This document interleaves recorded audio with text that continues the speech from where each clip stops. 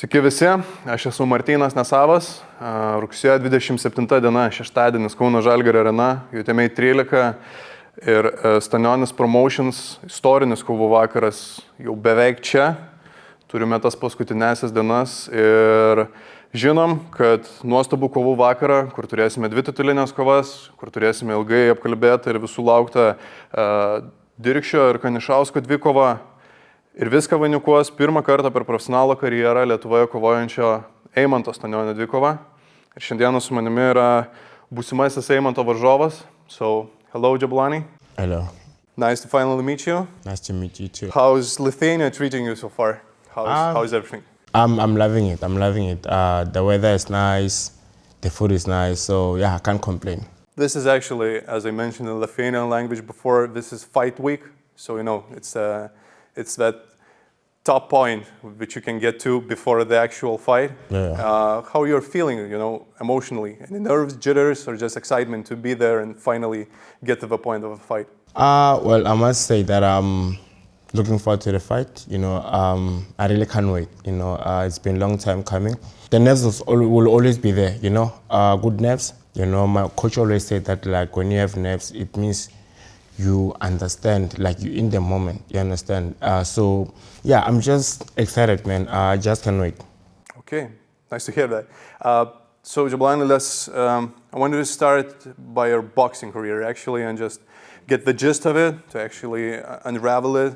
So, let's start with the reason of boxing. You know, everybody has their own reasons why they actually start this sport. Yeah. So, what was yours? I started boxing at a very young age. I think I was 7 or 8 when I remember. First time when I put on the boxing gloves, hit the punching bag, I fell in love with it, you know.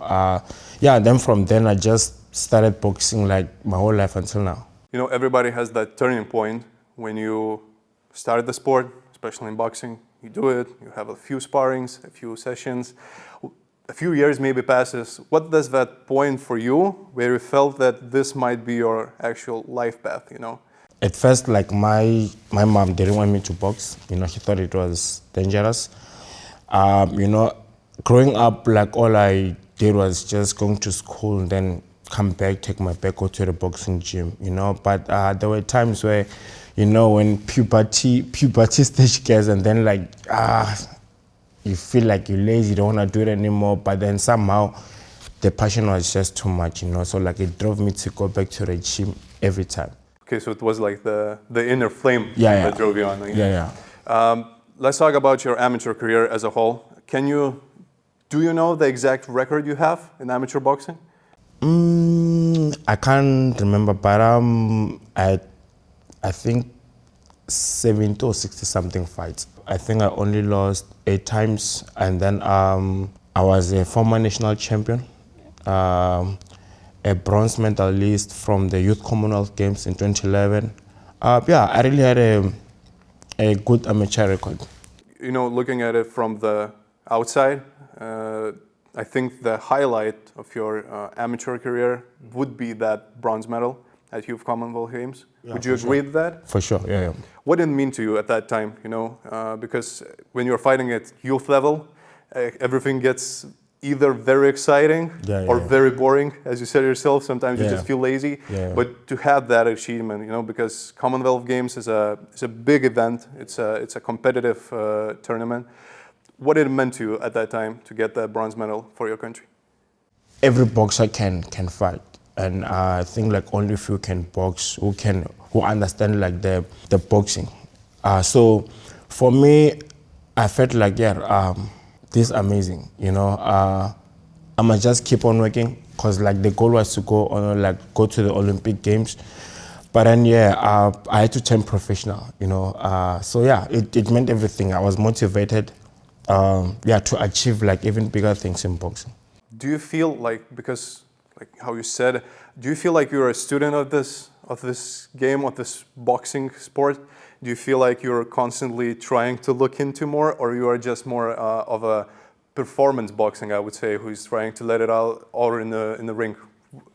Before I trained with Sebastian and Vincent, I used to think like, you know what, I know this game, and until they they spotted like a lot of mistakes. Then they always tell me like, no, this is how you must do it. And I was like, oh, okay.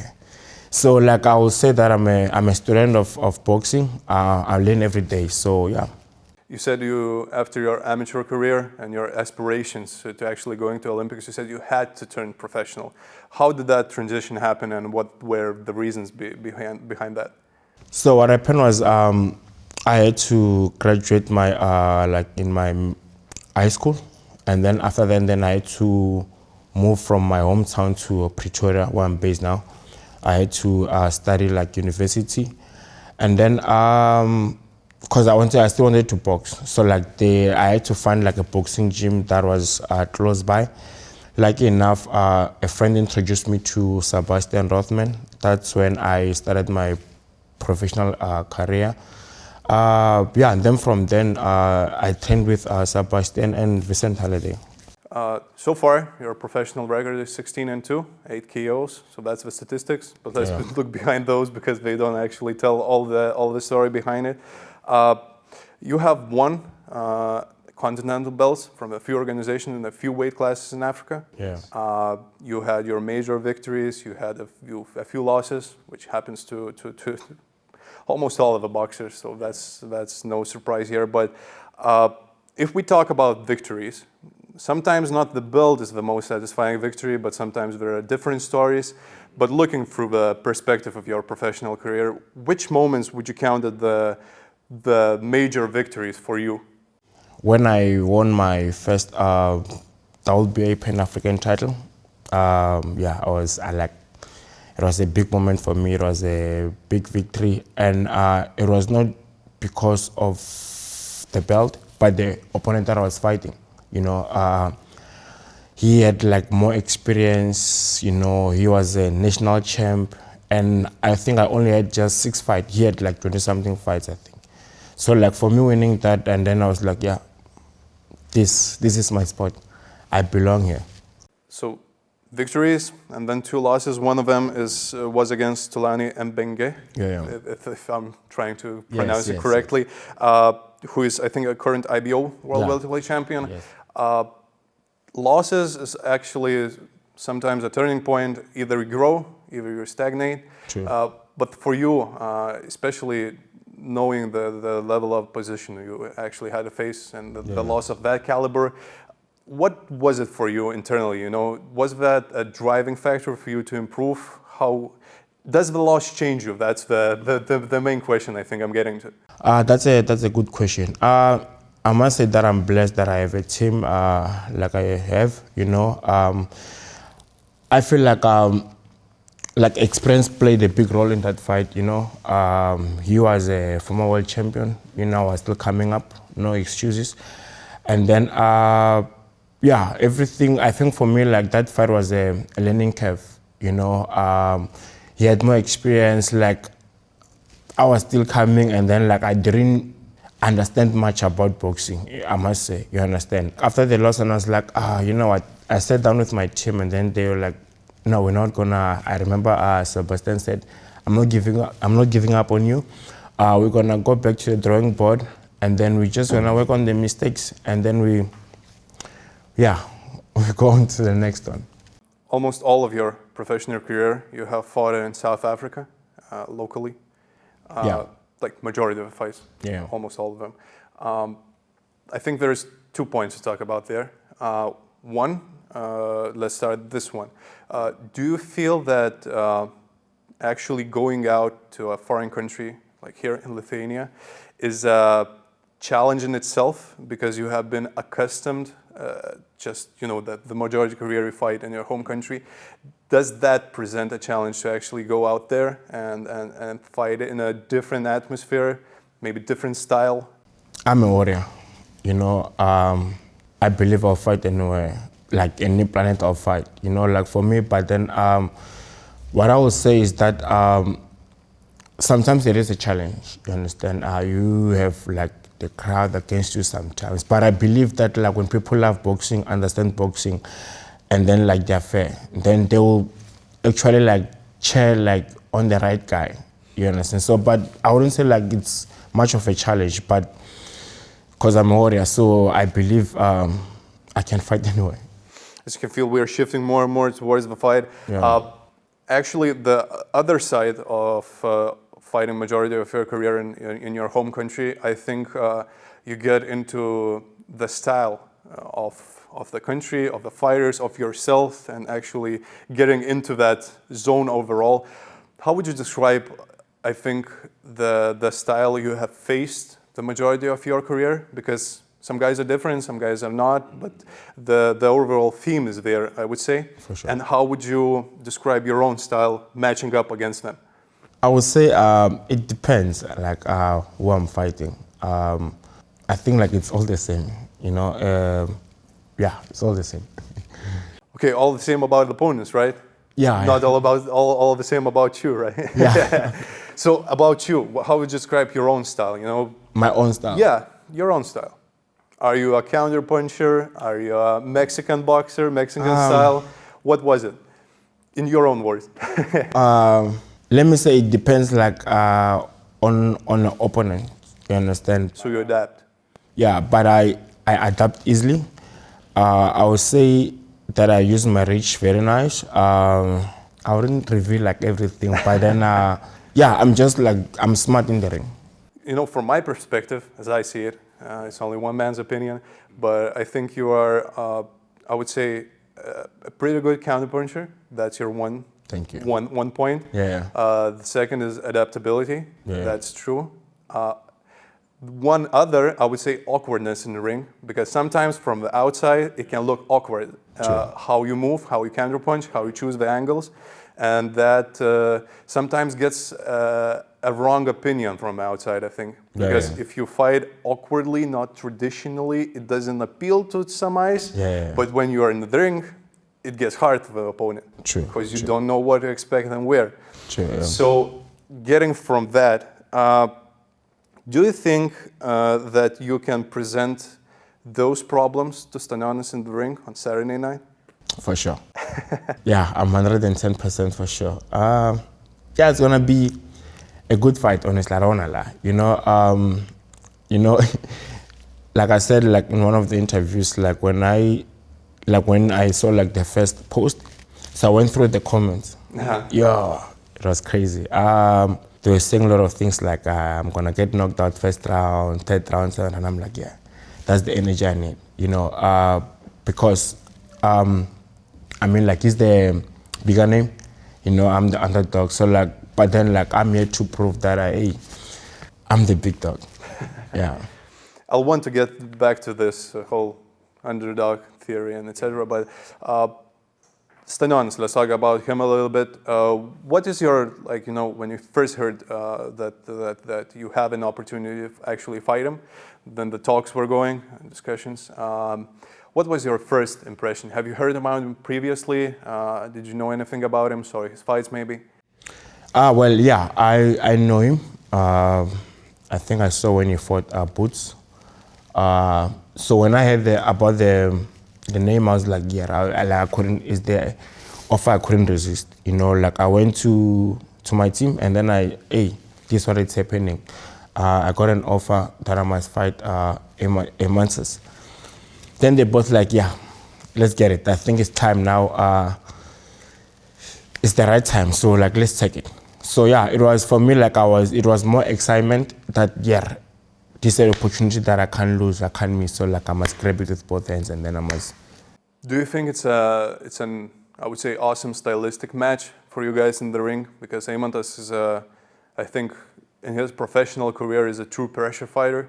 He likes to pressure people, get into the brawls, get into exchanges, counter, but always get that pressure going in the ring, behind his jab, behind his other punches. But you know, he's a pressure fighter. You stay in the countering positions a lot. You like to be elusive. You like to, you know, get the other angles going maybe in the fights that I saw. That's my take.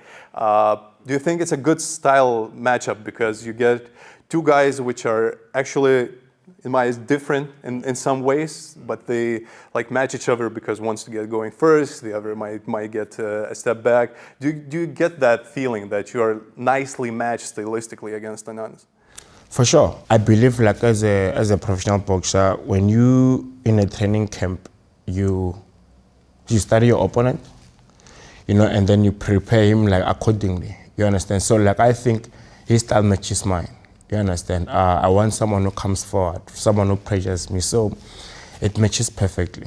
As you told me, you read through those comments when the first post came out, and I think let me play a little bit of a bad guy here, a critic maybe. It's okay. Yeah, because people are trying to, compare you guys, as you always do when you get a matchup, and most of the people, what they like to do is to look at numbers and accomplishments. So numbers-wise, people talk about rankings. So, BoxRec ranking. And Eimantas is ranked number 2 in the world in the Ring Magazine ranking in welterweight. You yourself, I think you are 65th in a BoxRec rating. Yeah. So that's the first gist that they're getting at, mismatched in rankings. What you can say about that? Does that matter in boxing that much? Where are you ranked? Or sometimes is about getting the right opportunities and then getting to that point. Do you feel like you are in that position, that maybe your ranking is lower, but you actually haven't got the chance to actually showcase your true opportunities yet? Well, that's a good question. What I will say is that, also for him, like he had to fight someone who's above him. Ranking-wise. Yeah. You understand? That's me now. He's ranked number 2, and then I'm 65. I need these rankings. You understand? So, yeah. It feels like a hunt, like hunting down a high-ranked opponent. For sure. Okay, so the second thing, the level of opposition. Eimantas is a former WBA world champion, tried to unify belts, so he faced the highest level of guys in his weight division. So people say that maybe you haven't faced guys of that level yet.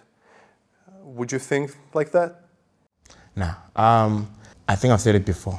So like the difference between me and him is that he got an opportunity to fight in big stages or to fight like someone who's ranked like better than him, and then he took the opportunity and then he used it and then it worked in his favor. Same goes to me. I respect like what he achieved in boxing, but yeah, I'm just coming for what's mine, and he's in the way for what is gonna put me up there. So yeah. I get the sense that you're truly confident in your abilities and in your ways to victory against Eimantas on Saturday night. Yeah. But without revealing the plans, because you will never do that, I know that. Yeah. But what gives you that sense of confidence? Is it your technical abilities? Is it the plan that you created together with your team? What is the essence of that confidence? Or is it your inner strength, your inner character? That's a good question. Let me say, it starts with the team, Coach Seb, Coach Vincent. We've worked hard, for this camp, and then the preparation went very well. Like the diet was very good. Like so, everything was on point. You understand?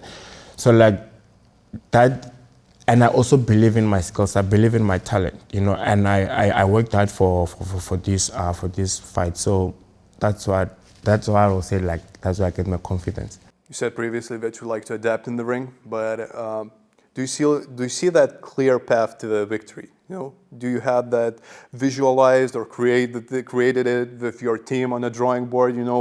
Is there the right path to beating Stanionis? Definitely. Like every time I sleep, I will think about his name. When I wake up, I'll think about his name. Back to your question, like when I think of him, I see my hand being raised as the winner. So yeah. Okay, that might be a big point. You're fighting here in Kaunas, in Stanionis' hometown. Thousands in attendance in the Žalgiris Arena. How's that for you? Knowing that you're going to step into the arena, which is probably going to buzzing through the roof. Yeah. The atmosphere is probably and most definitely going to be electric. Does that give you, as you said before, you feel that the fans might turn and cheer for the right guy who's actually showcasing his skills better, whoever that might be on a Saturday night. But before that, when you're going to the ring, probably a lot of boos might be coming. Does that give you extra motivation or is it just a pressure, you know? I would say point of motivation. Like I said, when I went through the comments, and I even told my coaches that like, hey, I don't need like anything positive for this fight. I just want you to discriminate, you know, I'm not doing this, so like I need that fire, you understand? But I would say that it doesn't matter like what happens outside the ring, you know, it's only me and him. I'm locked in, he's my main focus. So like it's the boos, it's the cheering, it doesn't matter. It's just gonna be me and him. The last question, I think to wrap it up, is this fight about proving them wrong? And them, I mean, I don't know, critics, fans, or others, or proving yourself right for knowing what you are capable of and actually achieving it? I would say like I've been doing boxing for a very long time, you know. This opportunity couldn't come at the right time, you know, like I feel like it's time now that it pays off, you understand? I've worked hard for it, and it's definitely to prove to myself, to my team, to all the doubters, to all who believe in me that, hey, I'm a A-level fighter. Okay, so we'll see you on Saturday night, but before that, turėsime dar tikrai progą susimatyti su Jabulani ir su Eimantu Stanioniu ir kitais UTMA.lt ir Stanionis Promotions kovotojais. Rugsėjo 25 dieną Kauno Žalgirio arenoje pirmą kartą šioje vietoje spaudos konferencijoje, kurioje pamatysite visus šio turnyro kovotojus. Taip pat rugsėjo 26 dieną sverimų ceremonija ir paskutinieji visų kovotojų face-offai. Ir tuomet jau rugsėjo 27 dieną Kauno Žalgirio arenoje UTMA.lt ir Stanionis Promotions nepamirštamas kovų vakaras, 2 titulinės UTMA kovos ir viską vainikuos Eimanto Stanionio ir Jabulani Makhense dvikova. Pasimatysim ten.